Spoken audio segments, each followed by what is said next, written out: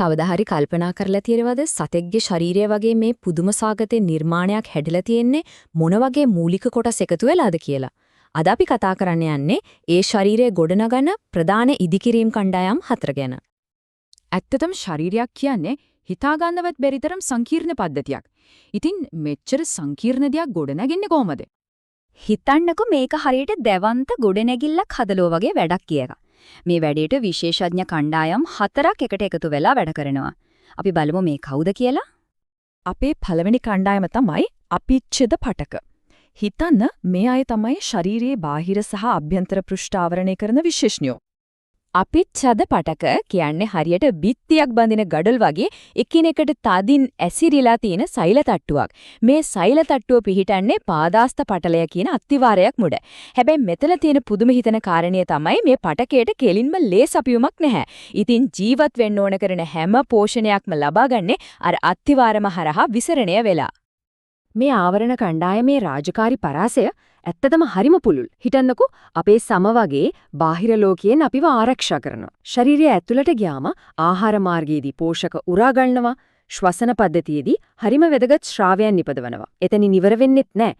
වකුගඩුවලේදී පෙරහනක් වගේ වැඩ කරන ගමන්ම දිව සහ නාසය හරහා මේ ලෝකීය විඳින්නත් අපිට උදව් කරන්නේ මේ පටකේම තමයි.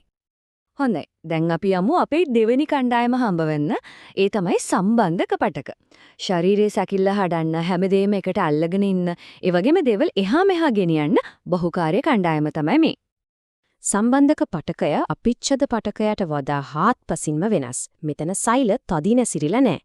ඒ වෙනුවට හිතන්න පළතුරු කෑලි ජෙලියටක් ඇතුලේ තියෙනවා වගේ මෙතන සෛල සහ තන්තු පූරකයේ කියන ද්‍රව්‍යයක් ඇතුලේ පාවෙලා වගේ තමයි තියෙන්නේ. මේ කණ්ඩායමේ විවිධත්වය ඇත්තටම පුදුමයි. එක මොහොතකට හිතන්න ගලක් වගේ දෘಢ අස්ථි, නම්‍යශීලී කාටිලේජ් සහ ද්‍රවයක් වන රුධිරය මේ තුනම එකම පටක පවුලකට අයිති කියන එක පුදුමයක් නේද?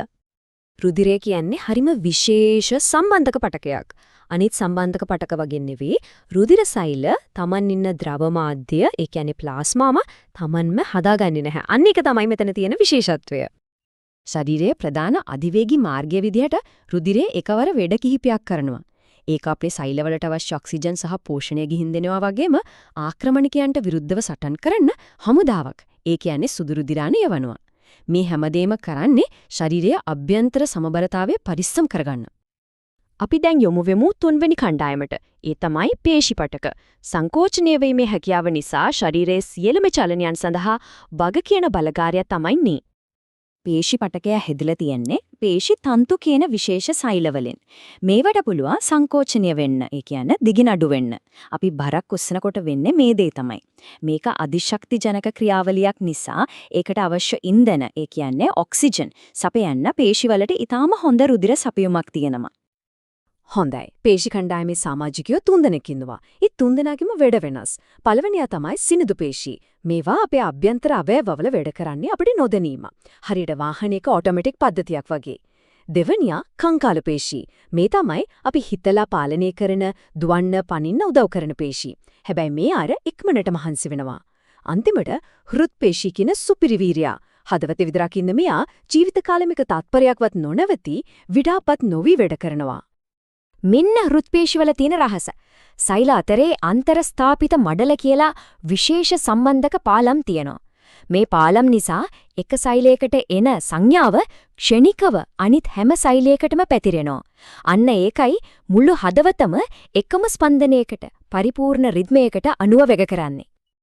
දැන් අපි කතා කරමු අපේ අවසන් ඒ වගේම 4වෙනි කණ්ඩායම ගැන. ඒ තමයි ස්නායු පටක. ශරීරයේ සියලුම සංනිවේදන කටයුතු හසුරුවන අති නවීන පාලක මධ්‍යස්ථානය තමයි මේ.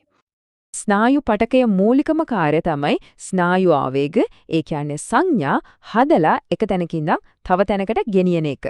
මේ පටකයේ තැනුම් එකක තමයි නියුරෝනය. නියුරෝනයක් කියන්නේ තොරතුරු සකසන කුඩා පරිගණකයක් වගේ. ඒකේ ප්‍රධාන කොටස් 3යි. සංඥා ලබා ගන්න ඇන්ටනා වගේ තියෙන අනුශාකිකා, තොරතුරු සකසන සෛල දේහය සහ සංඥාව ඊළඟ තැනට ගෙනියන්න දිග කේබල් එකක් වගේ තියෙන අක්ෂණය. සංඥාවක් ගමන් කරන්නේ තනි මාර්ගයක. ඒක පටන් ගන්නේ අනුශාකිකාවලින්. එතනින් සංඥාව අරගෙන සෛල දේහයට දෙනවා. ඒක තමයි පාලක මෙදිරිය. එතනදි තොරතුරු සකස් කරලා අක්ෂණයේ දිගේ වේගයෙන් ඊළඟ ගමනාන්තය වෙත යවනවා. ආපහු හැරීමක් නැහැ. මෙතන තියෙන තීරණාත්මක කාරණේ තමයි මයලින් කොපුව. හරියට විදුලි කම්බියක් වටා පරිවාරකයක් තියෙනවා වගේ මේ මයලින් කොපුව නිසා ස්නායු ආවේග ගමන් කිරීමේ වේගය අතිශයින්ම වැඩි වෙනවා. මේ නියුරෝන ජාලයේ චරිත තුනක් ඉන්නවා. හිතන්න උණු දෙයක් එල්ලුවා කියලා. ඒ උණුසුම කියන පණිවඩේ මොළයට ගෙනියන්නේ සංවේදක නියුරෝන. මොළයේ ඉන්න අන්තර්හර නියුරෝන ඒ තොරතුරු සකසලා අත අහකට ගන්න කියලා තීරණය කරනවා. ඒ විධානය අතේ පේශිවලට ගෙනියන්නේ චාලක නියුරෝන. මේ තුන්දෙනාගේ කණ්ඩායම් ක්‍රීඩාව නිසා තමයි අපිව ආරක්ෂා වෙන්නේ. ඉතින් අපි අද දැක්කා ශරීරයේ කියන මේ දැවැන්ද ගොඩනැගිල්ල හදන ප්‍රධාන ඉදිකිරීම් කණ්ඩායම් 4. ආවරණ දමන, සැකිල්ල හදන, චලනය ලබා දෙන සහ sannivedanaය කරන මේ බිලියන ගණනක සේවකයන් කිසිව සැලැස්මක් නැතුව මෙතරම් පරිපූර්ණව එකට වැඩ කරන්නේ කොහොමද? සමහර විට ඒක තමයි ජීවයේ තියෙන ලොකුම අරුමිය.